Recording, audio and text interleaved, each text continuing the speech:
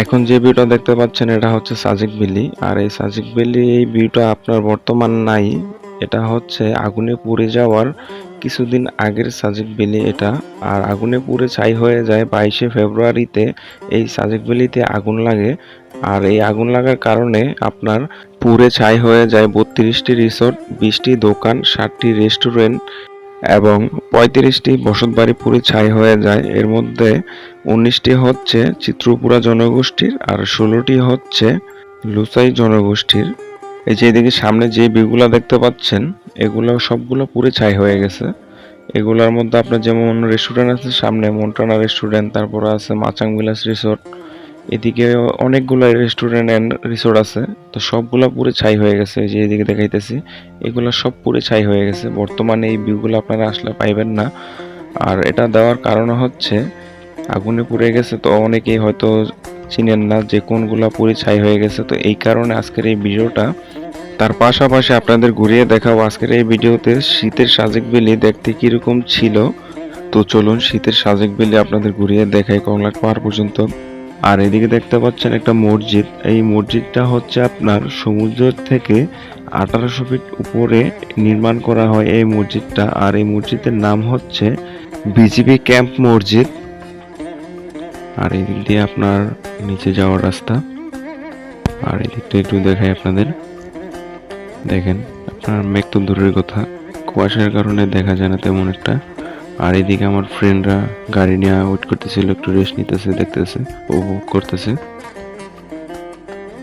তো এখন আমাদের রেস্ট করা শেষ, তো আমরা এখন চলে যাব হেলিপ্যাডের দিকে। আর আমাদের ডান পাশে যে পাহাড়গুলো দেখতে পাচ্ছেন এটা হচ্ছে আপনার ইন্ডিয়ার মেজোরাম রাজ্য। এটা আপনারা অনেকেই শুনছেন হয়তো আগে, তো আমার নতুন করে বলার কিছু নাই। তো আমরা আস্তে আস্তে এদিকে চলে আসলাম আপনার হেলিপ্যাডের। তো আমরা এদিকে এডিট করবো না, আমরা চলে যাব একটু সামনে। তো চলুন দেখা যাক সামনে কি আছে, কি দেখবেন আপনারা।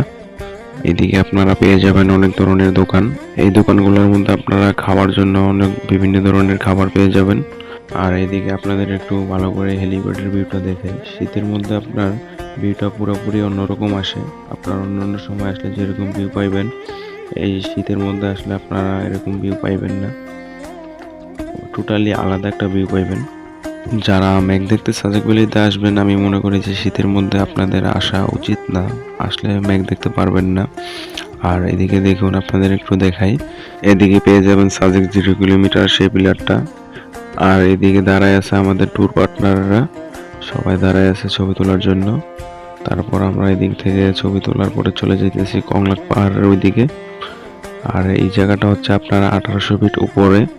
তো আমরা এখন কংলাক পাহাড়ের দিকে চলে যাব, ওইদিকে হচ্ছে আপনার 2000 ফিট উপরে। তো যাওয়া যাক ওইদিকে, আর সবকিছু দেখানো যাক আপনাদের। তো চলুন ওইদিকে যাওয়া যাক। বাংলাদেশের মধ্যে সর্বোচ্চ উঁচু পাহাড় এই সাজেক ভ্যালি, এটা হচ্ছে আপনার 1800 ফুট উপরে। আর কংলাক পাহাড় হচ্ছে আপনার 2000 ফিট উপরে। আর একটু সামনে আগালে এদিকে পেয়ে যাবেন আপনার থাকার জন্য কটেজ, এর পিছনে আছে কটেজ আর সামনেও আছে। তো আমরা এইদিকে নেব না, আমরা চলে যাব সামনে। এদিকে দেখেন কত সুন্দর সুন্দর কটেজগুলো, অপরূপ সৌন্দর্য এই সাজেক ভ্যালি। কেন বলছি শীতের মধ্যে আপনাদের আসা উচিত না, দেখেন যে ভিউ ওরকম সুন্দর কোনো ভিউ নাই মেঘের, শুধু কুয়াশার কুয়াশা।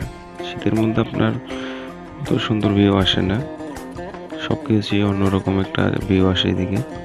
এই শীতের মধ্যে আমারও আসার কোনো প্ল্যানিং ছিল না। আর আসার কারণটা হচ্ছে আপনার ট্যুরটা যেহেতু বাইক ট্যুর, তো এই কারণে আমার আসা হয়। কারণ রাস্তার দিয়ে একটা অপরূপ সৌন্দর্য, এটা উপভোগ করার জন্য আসি। তবে সাজেক ভ্যালিতে মেঘ না দেখার যেই ব্যাপারটা, আক্ষেপটা আমার থেকেই যাবে। মেঘের রাজ্য সাজেক ভ্যালি হলেও শীতের মধ্যে আপনারা মেঘ দেখতে পারবেন না। আর এদিকে রাস্তাটা চিকন হওয়ার কারণে জাম লাগা যায়, একটা চাঁদের গাড়ি আসলে আরেকটা যাওয়ার রাস্তা আপনার থাকে না, অত একটা থাকে না, একদম চিকন। দেখাই আপনাদের একটু, দেখেন একদম কতটা চিকন।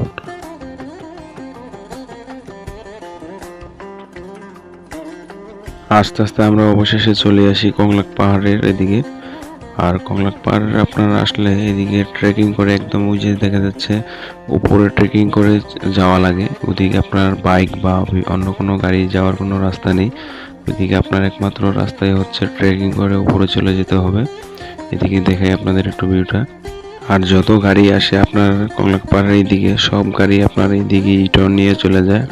আর এদিকে আপনাদের কংলাক পাহাড়ের একটা ভিউ, অবাক করা একটা বিষয় দেখাই। এদিকে আপনার একটা পাথরের মধ্যে একটা আপনার কটেজ তৈরি করছে।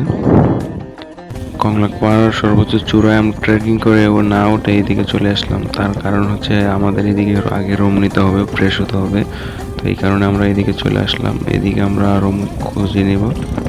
আর আমাদের ডান পাশে দেখতে পাচ্ছেন এদিকে আপনার এটা হচ্ছে আপনার হতে দেখা যাচ্ছে আপনার বাংলাদেশের একদম সর্বোচ্চ উঁচু যে পাহাড়ে মসজিদ, এটা হচ্ছে আপনার সেই মসজিদ।